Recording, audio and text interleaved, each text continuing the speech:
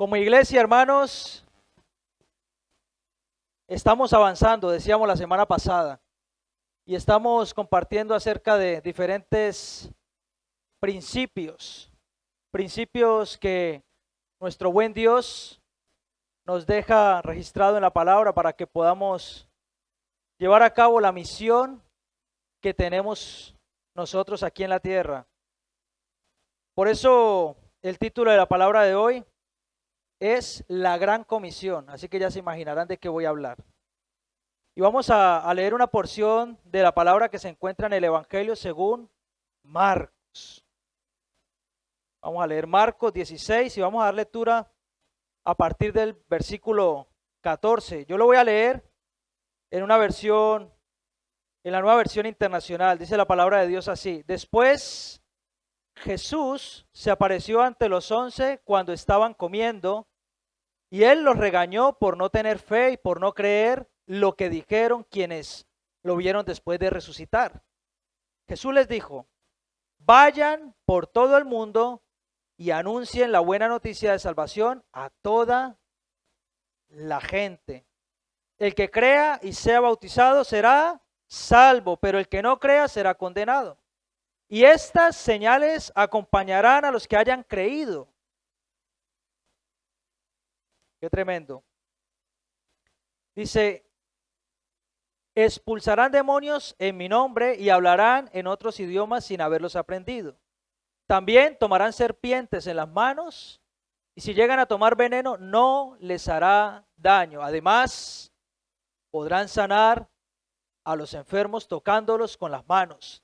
Después de decir esto, el Señor Jesús fue llevado a los cielos y se sentó a la derecha de Dios.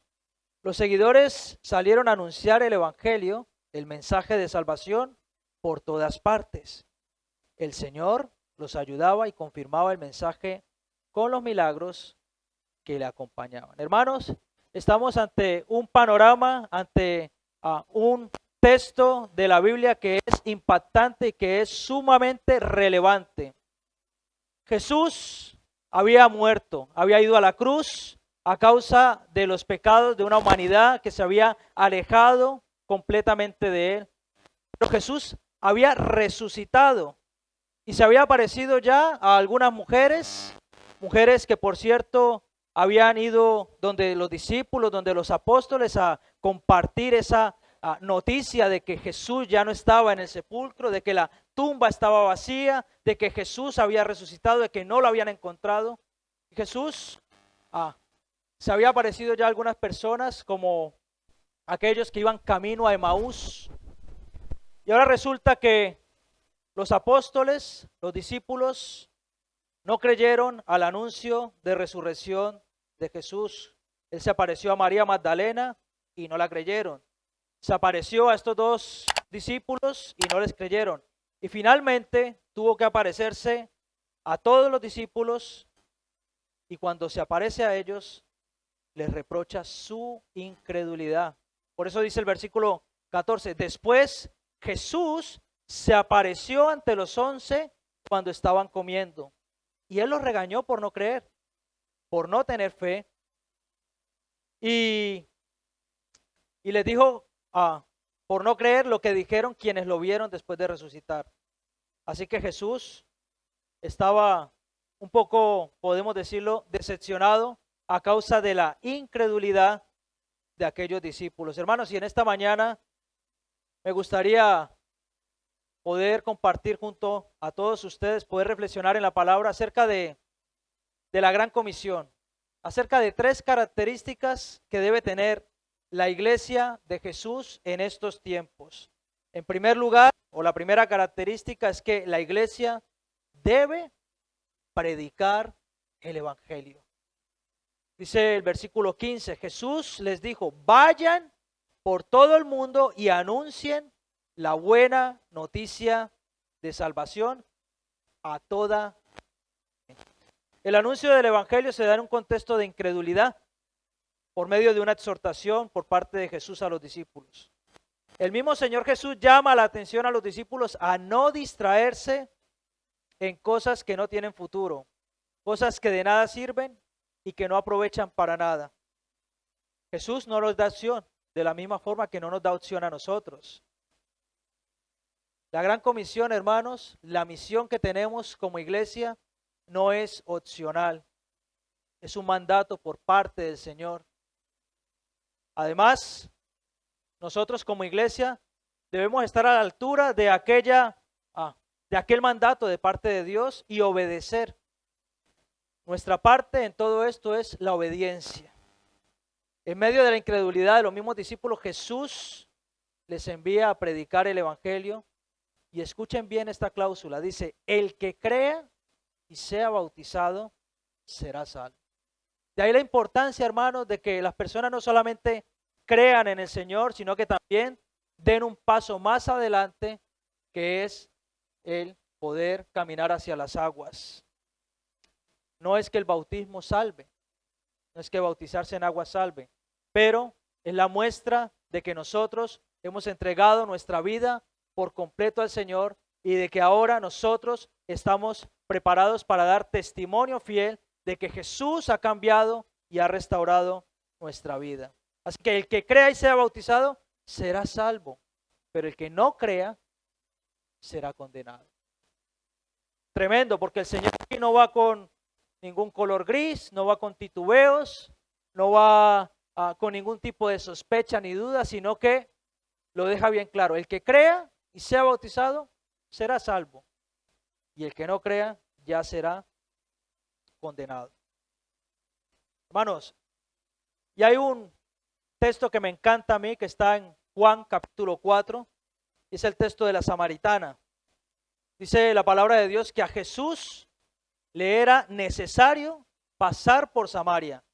Jesús viene al encuentro del hombre. Jesús viene al encuentro del ser humano. Jesús viene al encuentro de aquellas personas que son despreciadas a causa de su condición social o a causa, en este caso, de su sexo o de su descendencia. Jesús rompió con todo tipo de esquema, hablando con una mujer y con una mujer samaritana y mucho más en medio de su territorio. Jesús le dio la buena noticia a esa samaritana. Por eso siempre decimos que Jesús es nuestro mejor ejemplo. Así que vamos a leer un momento Juan, capítulo 4, versos del 34 al 42. Dice la palabra de Dios así. Jesús está hablando con aquella mujer al lado del pozo, tienen una conversación muy profunda acerca de poder calmar la sed. Jesús le dice, el agua que yo te daré saciará tu sed para siempre y nunca más tendrás necesidad de tomar de esa agua. Pero aquella mujer no entendía, porque Jesús le estaba hablando de la vida eterna, le estaba hablando de una agua que saciaría su alma y su espíritu para siempre, una agua que de su interior correrían ríos de agua viva, pero ella estaba hablando en el plano natural.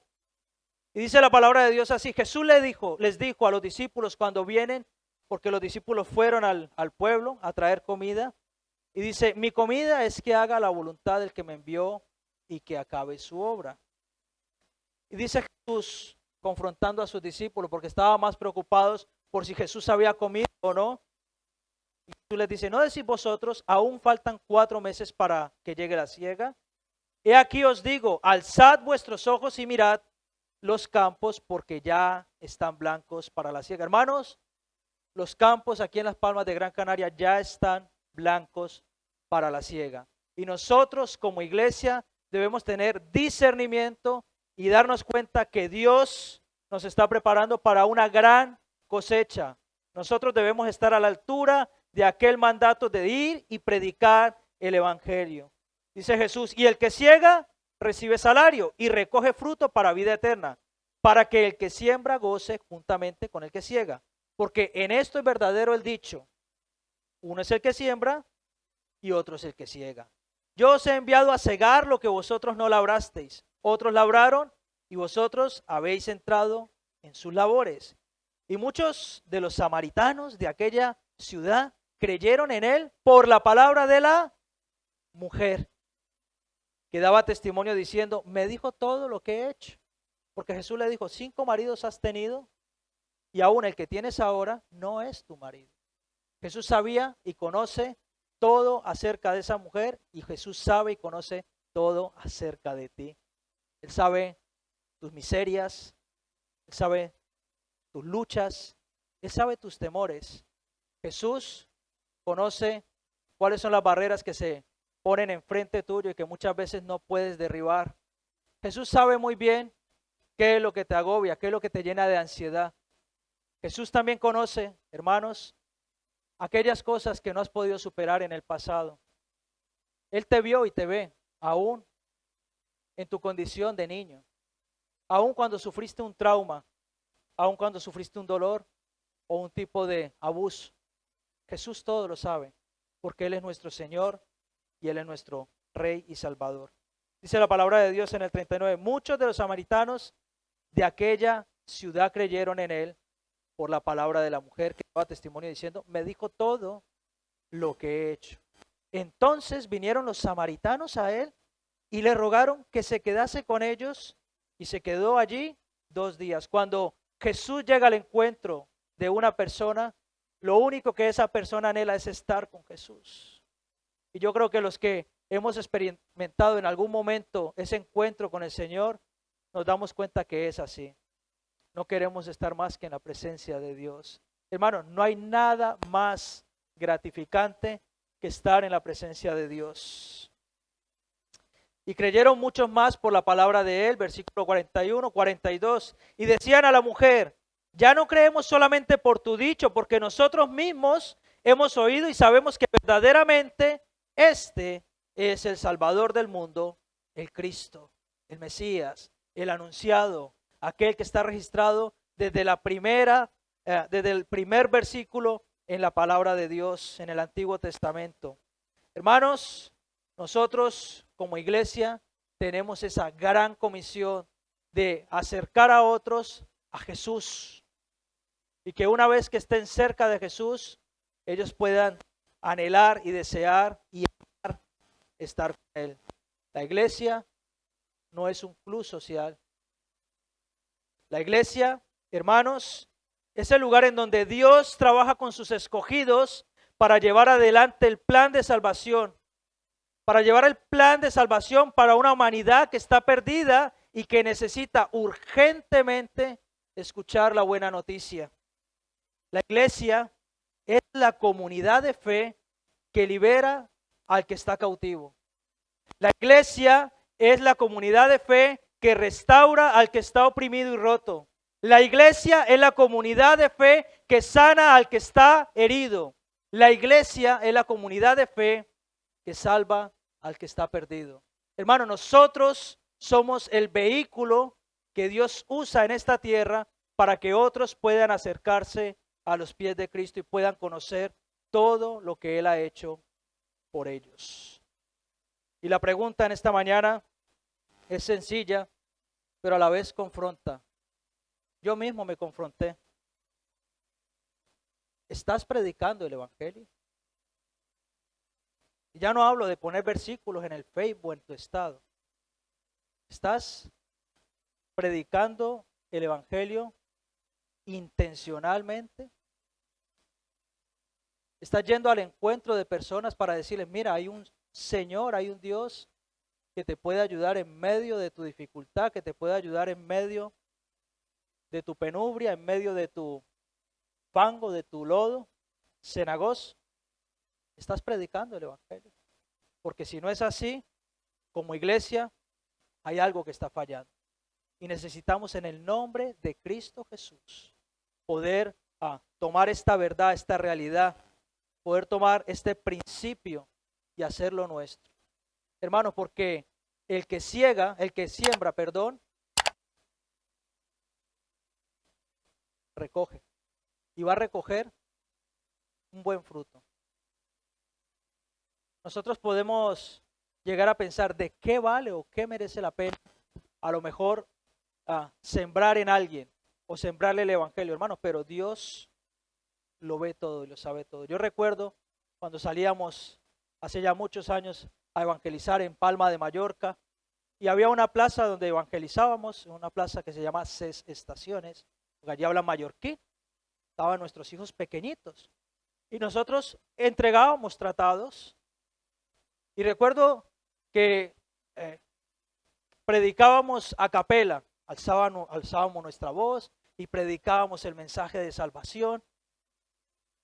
Y a nuestra iglesia, donde nosotros conocimos al Señor, después de un año, vino un líder de un grupo de hogar y nos dijo, oye, hay una mujer que está empezando a venir al grupo de hogar. Y nosotros, bien. Sí, sí, pero espérate, que te queremos contar algo. ¿Qué? ¿Qué pasó? Dice, no te lo vas a creer. Cuéntalo. Pues dice que hace un año, en el parque, en la plaza de 6 estaciones, ella estaba sentada junto a su hijo, jugando en el parque, y estaba de espaldas, y aunque parecía que no estaba escuchando el mensaje, lo estaba escuchando. Y dice que aquellas palabras quedaron penetradas en su corazón, y que siempre ha estado desde aquel entonces inquieta, y ha conservado el tratado hasta el día de hoy, hasta ahora que está empezando a venir al grupo de hogar. Hermanos, nosotros sembramos y Dios nos va a dar la cosecha. Nosotros no debemos dejar de sembrar. Aunque no veamos, aunque aparentemente parezca que no hay fruto, que no hay resultado, Dios, hermanos, es el que se encarga de que la obra siga adelante. Así que debemos predicar el evangelio. En segundo lugar, la segunda característica de la iglesia de Jesús es que la iglesia debe estar llena de poder, debe estar empoderada. Dice el versículo 17 de Marcos 16, y estas señales seguirán a los que creen. En mi nombre echarán fuera demonios, hablarán nuevas lenguas, tomarán en las manos serpientes y si bebieren cosa mortífera no les hará daño. Sobre los enfermos pondrán sus manos y sanarán. Dios se preocupa y se ocupa de la sanidad del alma, de la sanidad del espíritu y de la sanidad del cuerpo del ser humano, hermanos.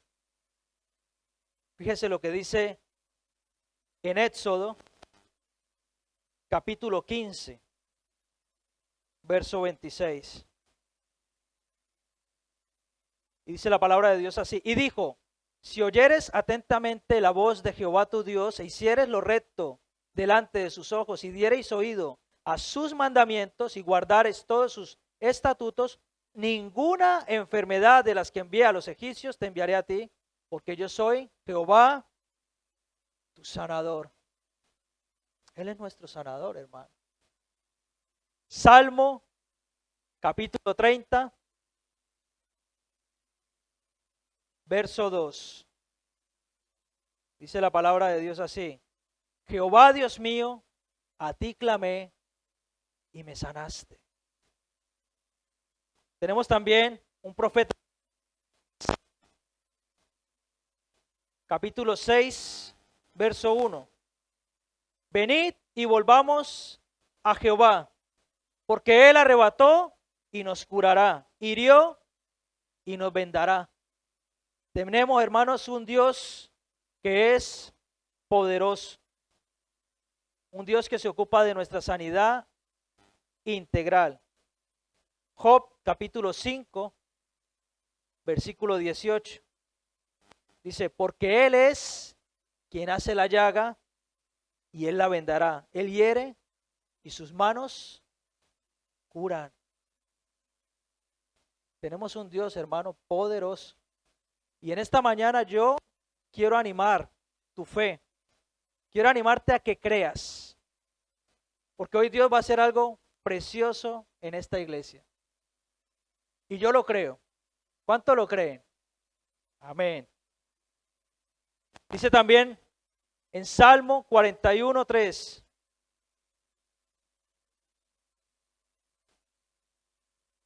Jehová lo sustentará sobre el lecho del dolor.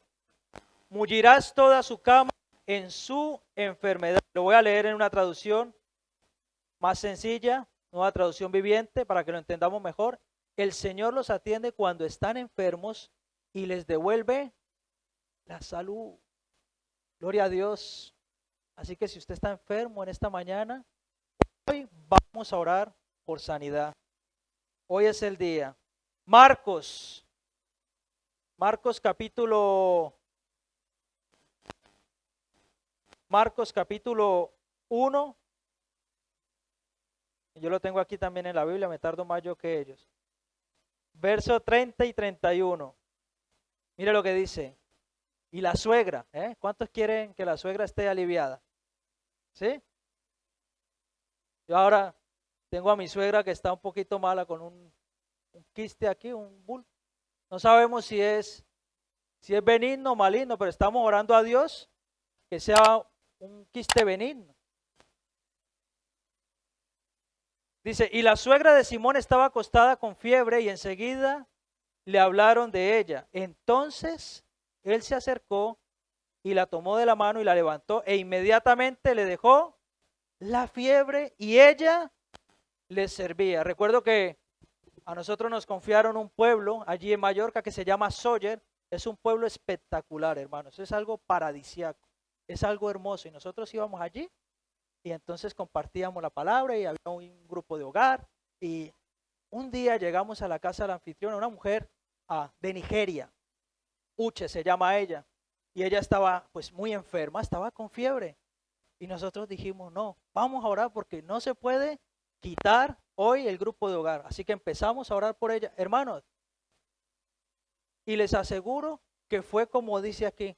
Enseguida se le quitó la fiebre y enseguida aquella mujer que era la anfitriona del grupo de hogar se levantó y empezó a servir. Y nosotros dijimos, wow, qué tremendo, qué tremendo. La oración, hermanos, tiene poder y la iglesia debe estar empoderada, empoderada. Isaías capítulo 53, esto es un pasaje que lo conocemos yo creo que todos y que cuando oramos lo decimos muchas veces. Isaías 53, 4, ciertamente llevó él nuestras enfermedades y sufrió nuestros dolores y nosotros le tuvimos por azotado, por herido de Dios y abatido, mas él fue herido por nuestras rebeliones, molido por nuestros pecados, el castigo de nuestra paz fue sobre él y por sus llagas o por su llaga fuimos nosotros curados, sanados. El Señor entregó su vida, no fue única y exclusivamente para darnos salvación, sino también para darnos sanidad, hermanos, para darnos el privilegio de vivir una vida sana. Pero para ello necesitamos que la iglesia esté llena de poder. Necesitamos el poder del Espíritu Santo. No podemos predicar el evangelio de poder que encontramos en la Biblia si no tenemos el poder del Espíritu Santo. En Hechos capítulo 1, verso 8 dice, recibiréis poder cuando haya venido sobre vosotros el Espíritu Santo y me seréis testigos en Jerusalén, en Judea, en Samaria y hasta lo último de la tierra. Y esa iglesia primitiva, esa iglesia del primer siglo, daba testimonio no solamente con palabra o con la predicación y con denuedo, no, daba testimonio también con milagros, con prodigios, con maravillas, con sanidades. Hermanos, y la iglesia tiene poder porque Dios ha concedido a su iglesia poder y porque las puertas del Hades no pueden prevalecer en contra de la iglesia. La enfermedad no es de Dios. No es de Dios. Ese no es el propósito inicial por el cual Dios creó al ser humano. Para que esté enfermo, no. Para que sufra, no. Pero nosotros debemos creerlo, hermanos. Debemos creerlo.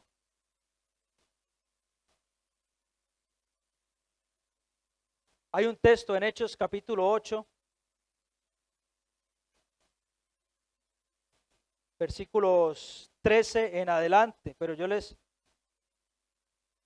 hablo un poquito del contexto. Había un tal Simón, que era mago, y que vio cómo los discípulos de Dios, los discípulos de Jesús, estaban haciendo milagros, estaban haciendo maravillas, proezas, y aquel hombre no tenía su corazón muy bien entonado, muy bien afinado, y creyó que aquel don que los apóstoles tenían se podía comprar. Así que él empezó a andar con los discípulos y parecía un creyente más. pero él estaba detrás de otra cosa. Sus motivaciones no eran las correctas. Dice la palabra de Dios desde el versículo 13 al 24. También creyó Simón mismo y habiéndose bautizado, fíjense, se bautizó, pero él no era salvo. Estaba siempre con Felipe y viendo las señales y grandes milagros que se hacían, estaba atónito. Cuando los apóstoles que estaban en Jerusalén oyeron que Samaria había recibido la palabra de Dios, enviaron allá a Pedro y a Juan, los cuales, habiendo venido, oraron por ellos para que recibiesen el Espíritu Santo, porque aún no había descendido sobre ninguno de ellos, sino que solamente habían sido bautizados en el nombre de Jesús. Eso quiere decir en la doctrina recibida y aprendida que Jesús había dejado. Entonces les imponían las manos y recibían el Espíritu Santo. Cuando vio Simón que por la imposición de las manos de los apóstoles se daba el Espíritu Santo, les ofreció dinero. Fíjese, él quería hacer negocio con los dones de Dios. Y dijo, dadme también a mí este poder para que cualquiera a quien yo impusiere las manos reciba el Espíritu Santo. Entonces, Pedro le dijo, tu dinero perezca contigo porque has pensado que el don de Dios se obtiene con dinero. No tienes tu parte ni suerte en este asunto porque tu corazón no es recto delante de Dios. Arrepiéntete pues de esta tu maldad y ruega a Dios si quizás te sea perdonado el pensamiento de tu corazón, porque en hiel de amargura y en prisión de maldad veo que estás. Pero miren la actitud de Simón, dijo, rogad vosotros por mí al Señor para que nada de esto que habéis dicho venga sobre mí. Así que estaba realmente arrepentido, estaba asustado por aquello que le habían dicho los apóstoles. Hermanos, Simón no había creído. Él pensó que bautizándose lo solucionaba. Muchos se acercan a Dios tan solo por lo que Él les puede dar, pero no se acercan a Dios por lo que Él es. Yo te pregunto en esta mañana, ¿crees en los milagros? Yo creo que aquí todos estamos de acuerdo que creemos en los milagros, ¿verdad? Dios ha hecho un milagro en algún momento de nuestra vida, ya sea físico, de sanidad espiritual, sanidad emocional o de provisión o algún documento que parecía difícil y Dios en un momento hizo así y ya está arreglado. ¿Le crees a Dios, al Dios de los milagros? ¿Crees en los milagros y le crees al Dios de los milagros? Muy bien. Pues eso es importante, hermanos. Pero no solamente debemos creer, también debemos amar y anhelar que el Señor se haga real en nuestras vidas. Que Él sea nuestro Señor y que sea nuestro Salvador. Porque el propósito principal de Jesús venir a la tierra no solamente fueron los milagros. El propósito principal es la salvación. Ese es el mayor milagro. Y con ese solo milagro en nuestras vidas ya debería bastarnos. Porque sabemos que tenemos una vida eterna asegurada con el Señor. Pero Dios es tan bueno y es un Padre tan amoroso que desea y anhela que nosotros tengamos sanidad en todas las esferas de nuestra vida. Así que la tercera característica que debe tener la iglesia de Jesucristo, es que debe saber que Dios, que Jesús mismo la respalda. Dice el versículo 19 y 20 de Marcos 16.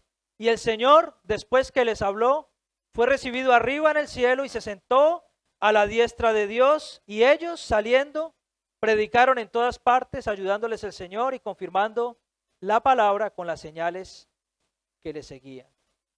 Uno de los mayores problemas que tiene la iglesia es que en muchas ocasiones no cree. Y en muchísimas ocasiones tenemos la oportunidad de hablarle a un compañero de trabajo, de hablarle a algún amigo en el bar, en la cafetería, de poder decirle, mira, si quieres vamos a un rincón y yo oro por ti. Tenemos muchas veces esa oportunidad y no lo hacemos. Porque nos da miedo, nos da vergüenza. El apóstol Pablo dijo, no me avergüenzo del evangelio, porque es poder de Dios para salvación. Hermanos, la iglesia debe compartir el evangelio.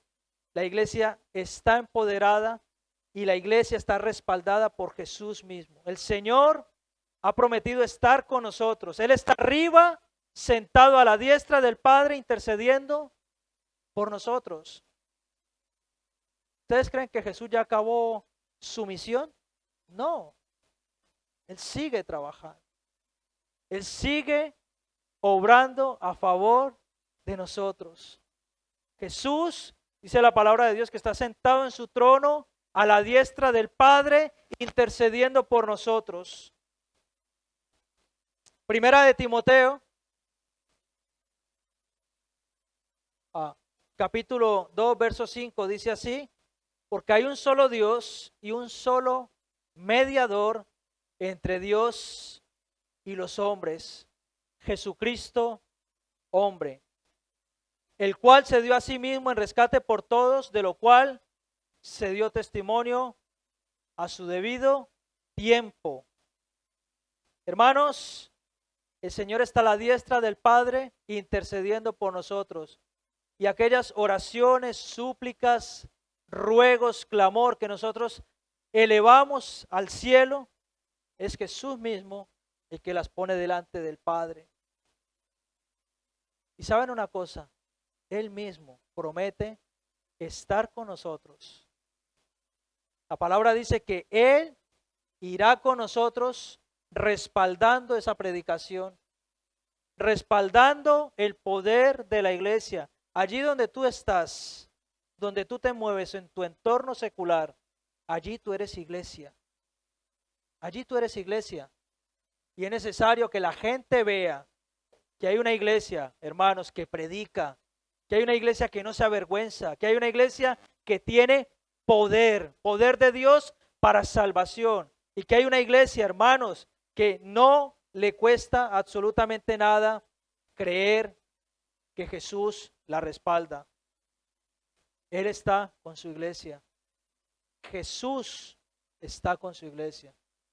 La palabra de Dios dice que donde hay 2 o 3 reunidos en su santo nombre, ahí está Él en medio, hermanos.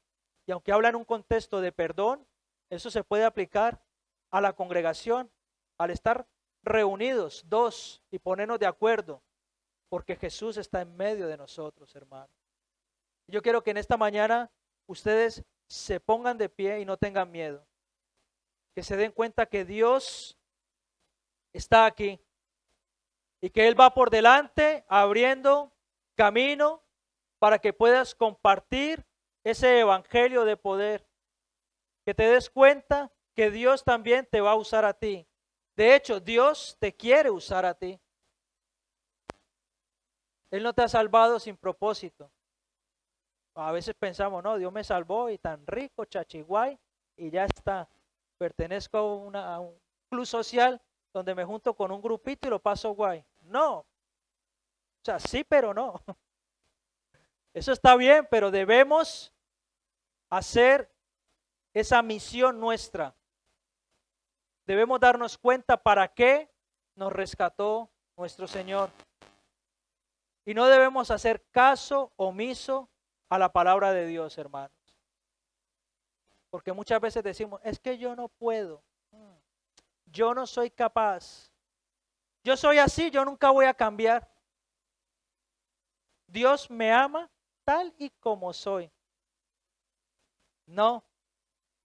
O sea, sí te ama, tal y como eres, pero Él demanda de ti algo. Él quiere, por mandato bíblico, que prediques el evangelio. Y nos va a pedir un día cuentas. Uy, a mí me tiemblan las piernas el día que tenga que estar delante de mi Señor y Él me diga, ¿qué pasó que no le hablaste a este compañero de trabajo tuyo? ¿Qué pasó con este vecino? ¿Qué pasó que te vieron en el coche y estabas ahí todo enfadado con el del otro coche porque se te cruzó? ¿Dónde estaba el testimonio mío? Hermanos, eso es delicado, cosa delicada. Necesitamos en el nombre de Cristo Jesús aprender a ser iglesia, aprender a ser esa iglesia que aparece en la Biblia. Esa iglesia que estaba unidos y unánimes, en un mismo sentir. Y dice la palabra de Dios que Él mismo añadía cada día a aquellos que habían de ser salvos.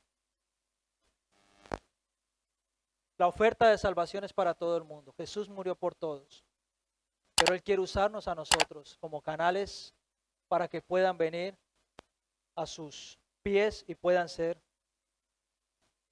salvos para la gloria y la alabanza de nuestro Señor Jesús. Vamos a orar. Yo le voy a pedir a Alex que pase por aquí con el piano. Vamos a orar a Dios. Gloria al Señor. Padre,